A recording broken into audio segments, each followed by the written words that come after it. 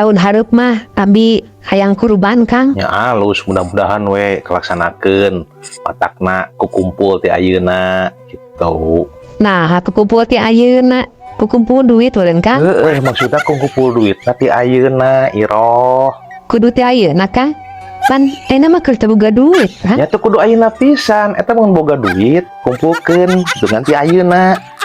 Terus mun eueuh duit kumaha Kang? Anggar kudu ti ayeuna. Nya ulah waka itu boga duit mah atuh jangan naon ngumpulkeun naon.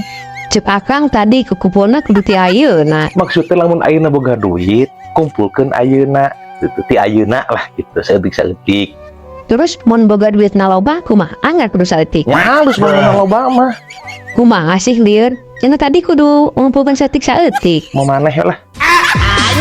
Sing bener geura Kang ari ngabejaan teh ulah sok setengah-setengah, budi lieur ka abina.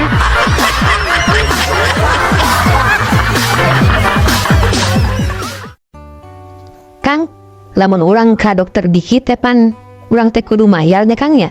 Nya tuh mayar nyi. Mana teh buruhna ongkosna. Ongkos urang mitah manehanana mang nyabutkeun huntu urang gitu. Terus kunaon atuh huntu dicabut masuk diampihan ku dokter teu bikin ka urang? Atuh jang naon huntuna dicokot. Kapan eta mah huntuna urang Kang? Lain huntuna dokter.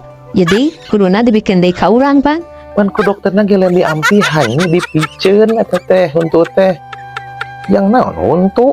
Ya lumayan Kang, bisingke urang butuh deui bisa huntu nu coplok, beuna mah dibikin ke dokter mah. Ya atuh tinggal ka ditu deui, tangeukeun ka dokter huntu nu urang mana kitu. Nya ku Kang ke pangleupeutkeun ka dokternya huntu abi. Mungkeuy, era.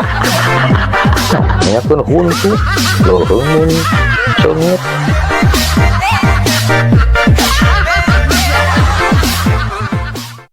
Di kampung sabelah cenaya RW Kang anu pas korban kamari mencit sorangan apal teh? Nya apa?